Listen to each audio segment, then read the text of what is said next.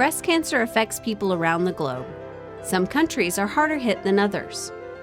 Breast cancer mortality rates are the highest in countries like Serbia, Belgium, Egypt, South Africa, Niger, Argentina. In the United States, over 40,000 women die each year from breast cancer.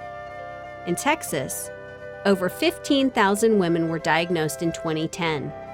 That's almost the capacity of a Toyota Center basketball game.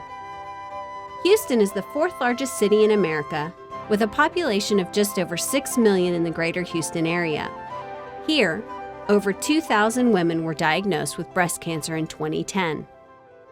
There are huge disparities between who gets the disease and who doesn't, who survives breast cancer, and who has less of a chance of beating the odds. How do we improve those odds? Help people achieve a state of complete physical, mental, and social well-being?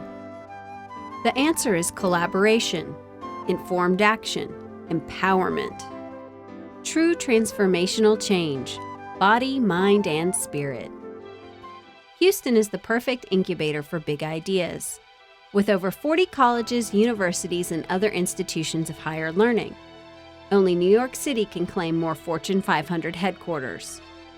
Houston is the global healthcare powerhouse. Our Texas Medical Center is the largest in the world. There's plenty of room for big ideas to grow in Houston. All they need is courage for them to become reality.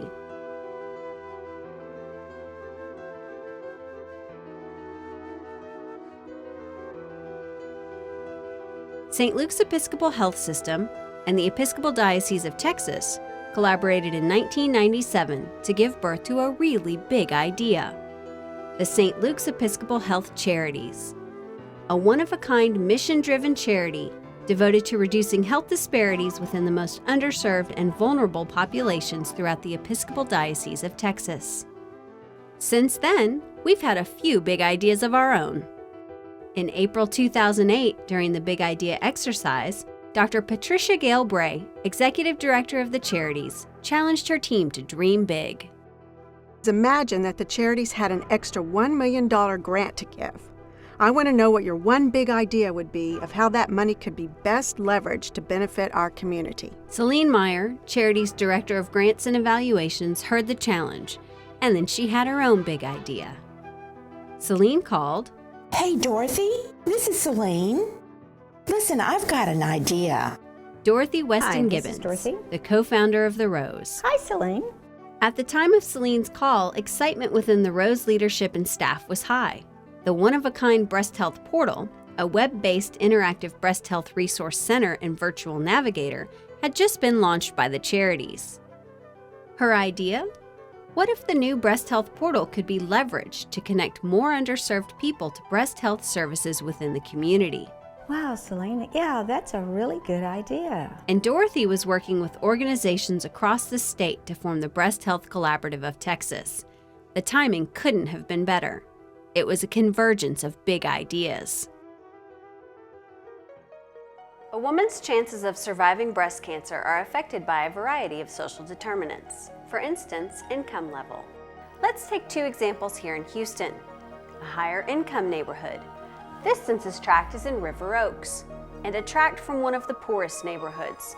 This tract is in Westwood. These two areas are about 6 miles apart. But the distance between them and access to insurance, access to screening, and access to treatment is miles apart. In River Oaks, the population is less than 9% minority. In Westwood, most of the people here are from minority populations. In the River Oaks tract, there's a total of 1,151 households. In Westwood, there are 1,180. The women in the Westwood tract are much more likely to be the single head of a household with dependent children, and there's a significant number of households in Westwood that are living below poverty. The women in River Oaks have more education, which definitely affects income. The median household income is dramatically different for the two populations. Families in River Oaks are able to save much more of their income. In Westwood, every penny that comes in is spent. The people in Westwood are 54% less likely to be insured than the people in River Oaks. And what does this all mean when it comes to breast cancer?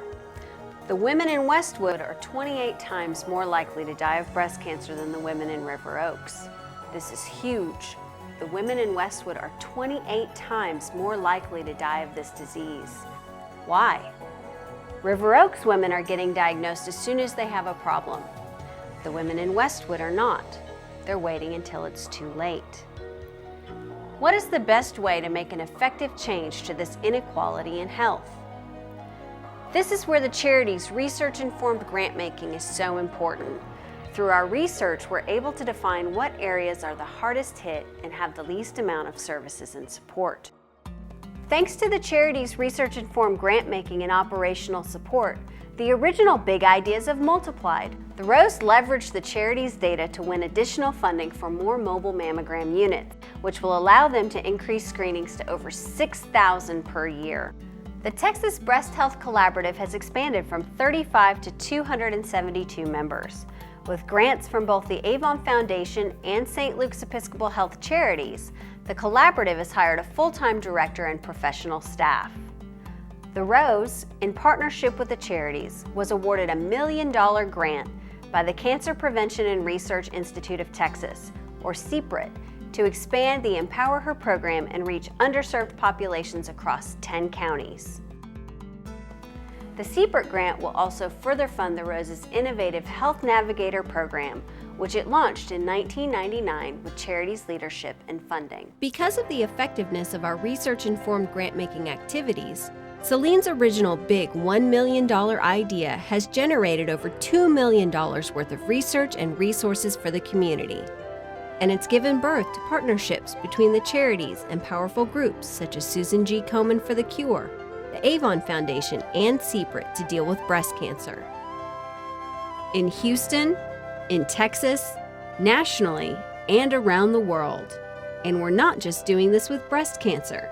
The big ideas generated by St. Luke's Episcopal Health Charities mean we are launching life-changing initiatives to impact obesity, homelessness, mental illness, and more. St. Luke's Episcopal Health Charities, advancing community health, body, mind, and spirit.